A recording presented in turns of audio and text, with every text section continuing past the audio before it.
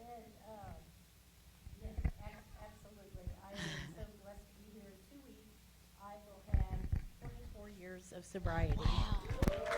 And that is by God's grace. So I'll tell a little bit of my background, and then we'll get into the good stuff. So I started drinking at 12. My dad was a cop. My mom was a stay-at-home mom, but had a opioid addiction and mental health issues that were undiagnosed. But back then, the doctors gave speed to the housewives. They called them diet pills. And then when they got jittery, they gave them all Valiums because they had anxiety, right? The 70s, 60s, 70s, crazy. I started working a full-time job at 12 years old. When I was coming up, I know you're going to find this hard to believe now, but I had a little weight problem. You can laugh, it's okay. Anyway, so, shocker. Anyway, so I was this kid coming up. I had a speech impediment. I was chubby.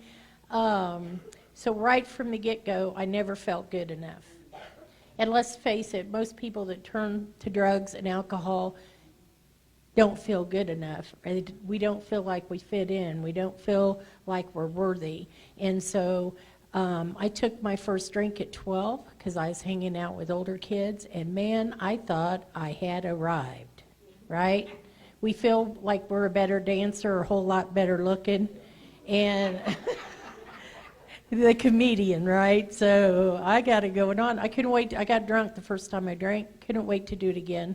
By the time I was 15, I was in an alcohol car accident. My friend drove off a highway. We ended up on the inner pass below, and my back was broken, and my neck, and I had 3 compressed fractures. And so for the next year, I was in a metal body brace, and still drinking Miller Ponies and TJ Swan. That tells my age so much. Anyway, and taking 3 different opioid pills a day in a metal body brace, and I did that for a year. Still drinking regular alcohol, but a week before my 16th birthday, I had been partying for years, but we didn't go to church in my family. We didn't hear about God. I had somehow maintained my virginity. And 1 week before my 16th birthday, in a back brace, I was raped. And I don't want kids. Anyway, I became pregnant. And my folks' option was you go and end the pregnancy.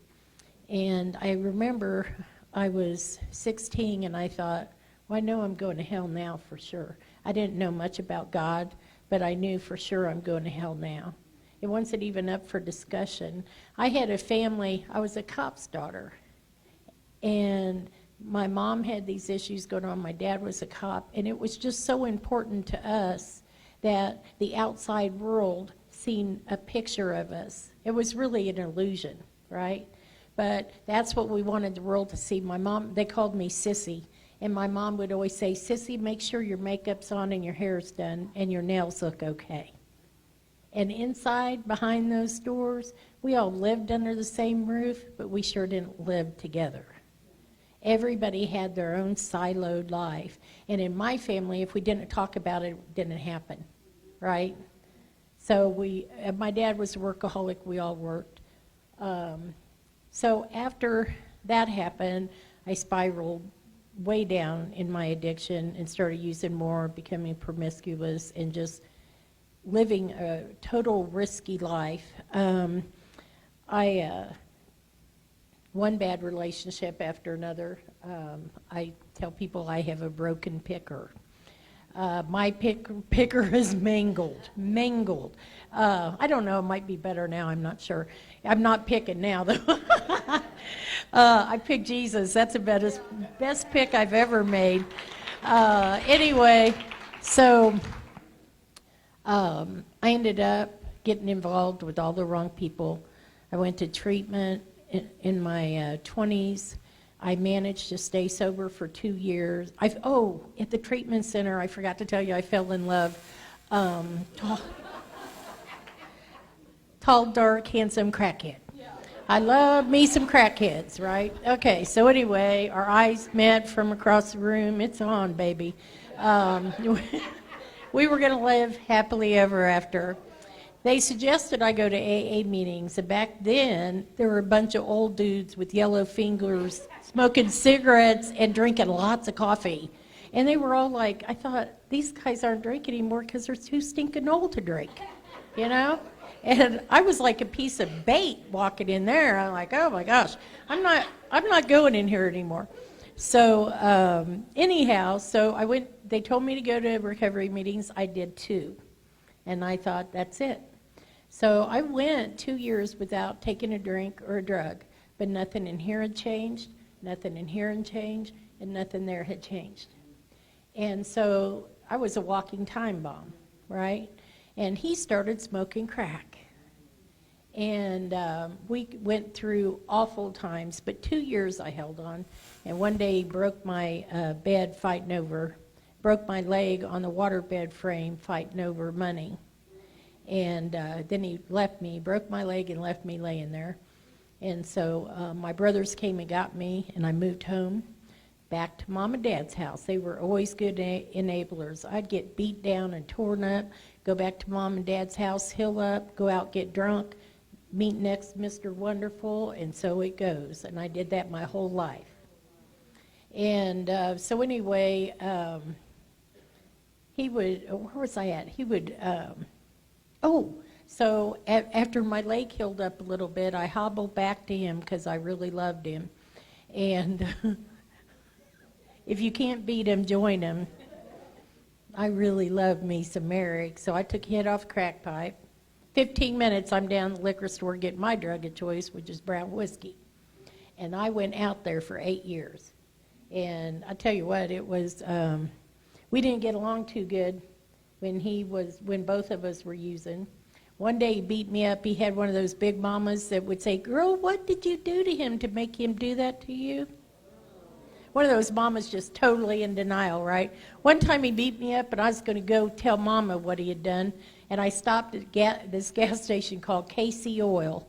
That's where I met next Mr. Wonderful gas station attendant dude, and he was pumping gas, and man, it was on. So our courtship was as long as his shift was, and he had accidentally stabbed somebody 22 times and killed them. But he wouldn't do that to me. And here's the kicker. A year and a half later, he tried to kill me at the same gas station we met at. He beat me in the head with a 2-liter bottle of Dr. Pepper. I'm a Pepsi girl. He got rolled back to prison for beating me in the head. No joke. Anyway, so I started, I'm going to get on out of that. Anyway, my life was a total mess. And I ended up with a guy towards the end. I ended up with a guy. I was always looking for love. My dad was always gone. He worked 2 jobs. And I always wanted this love that I could never find. And I didn't know my father then. I just knew my worldly father. And I was searching my whole life. And I ran into this guy, and I thought he's going to be my boyfriend. And he ended up human trafficking me. And I lived downtown in Kansas City, and when he'd beat me too severely, I lived under a box, you know the boxes on the back of semi-trucks. They parked those next to a liquor store, and I'd live under there. And I would be beaten and battered, and I became an it. And I just didn't want to wake up anymore. I would think, why can't I just die? I just want to die. I was too humiliated to call my family anymore. I wasn't going to go back and heal up anymore because I had became this it. And I was so ashamed of myself, I couldn't reach out to anybody for help. And a lot of bad things happened to me. A woman living in the street is horrific.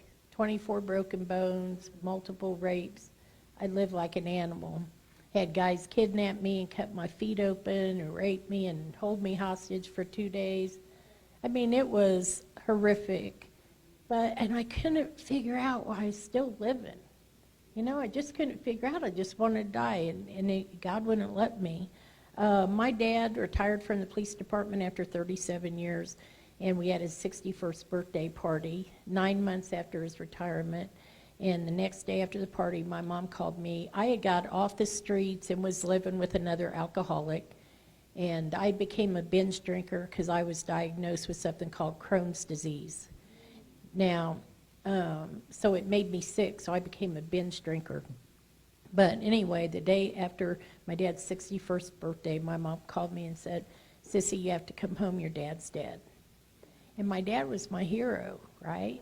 That's the love I was looking for my whole life. And on the way over, I bought me a quart of whiskey, and I got to Mom's house, and she said, "Please don't embarrass your dad's memory by reeking of alcohol and getting drunk." But she got me 110 milligram Valiums. And so the next week I was at Mom's house. I stayed Valiumed out. But nobody could smell Sissy, and I would be under control. I decided at that point I was going to make my dad really proud of me, and I was never going to drink again. I was going to take that bottle and put tape on it and write the date and never drink again. I knew a guy that had done that. But when I got back to my apartment a week later, the grief was overwhelming, and I popped the top on that whiskey bottle and I drank it down. And for the next 3 weeks, I didn't eat a single morsel of food, and I drank. I drank determined to die. And a month to the day of my dad dying, I got to a detox in downtown Kansas City, Missouri, a free detox. And I got there on a bus, taxi, where a guy that couldn't even speak English, but I got there. And I did 5 days in detox, and I'm a chronic alcoholic, chronic. I will drink myself to death. And I did lots of other drugs, but alcohol was my consistent thing. Anyway, I got to tell you this, the amazing thing. How am I on time? Oh. Okay. I have 3 minutes left. Oh my gosh, I gotta hurry. Okay, anyway, I went to detox. I shook for 5 days. I couldn't hold a cup in my hand, but God seen me through it. I got in treatment. When I went to treatment, I was on 33 pills a day. I had Crohn's disease, post-traumatic stress disorder, depression, anxiety, you name it, I had it. Now I gotta tell you, that's been almost 24 years ago, and now I take 3 prescription pills a day because God is a healer. My Crohn's disease has not been active ever since I started the Healing House ministry. So let me tell you this. I got to go really quick now. Okay, so when I got sober, I started helping women in recovery and volunteering at the treatment center and the detox and helping folks. And helping folks made me feel like I finally had a purpose in my life, that I could be used for something. My mom, 6 months in, was re-diagnosed with ovarian cancer. I took care of my mom for the last 3.5 years of her life, and I stayed sober. And me and my mom had a very tumultuous relationship, and love-hate, very love-hate. And my mom died on December 30th of 1998. I was going to lots of meetings. I was helping a lot of women. She passed away on New Year's Eve. I was getting an urn to put my mom's ashes in. And of course, I was with another crackhead, but he was off doing his thing. And I went home New Year's Eve after I got the urn, and my roommates had relapsed. My boyfriend was gone. And I thought, surely he's not. This is 3.5 years later after my dad had died. And I went to the church we had been attending just to see if maybe he was there, and of course he wasn't. And it felt like my heart dropped down in my gut, and I had never had to feel that amount of pain without something to anesthetize myself with. And so I went home, and I started praying more humbly than I'd ever prayed in my life. And I asked God to not let me go back where I came from, and to lead me and direct me and show me the way and just be with me. And I woke up January 1st of 1999, and the Holy Spirit had taken up residence in me. And so anyway, Holy God was there, and He started directing me. I kicked the crackhead to the curb, and I went for it. I bought my mom's house for my brothers. I fixed it all up. I got it all rehabbed. It was beautiful, paid off. I had it laid out. And God said when I got it done, it took me 3.5 years. Now, I'm 3.5 years sober when Mom dies. Then I go out there, and I have my time, 3.5 years. 7 is the number of completion, right? And God told me, great job fixing up this house. Now sell it and move to the hood. I said, pardon me? Are you sure? So anyway, so I moved back to the hood. I sell the house, move back to the hood. Dope man moves in next door, brandishes weapon, bring gang members from Chicago to scare me out of there. But I claimed a hedge of protection around me and all the women that were coming to my house. 1.5 years later, we got the dope man's house. But so I'll sum it up really quick. So in the last 17 years, this neighborhood, 3 hours would not pass without hearing gunshots and craziness. There were pimps, drug dealers, prostitutes, gang members on every corner.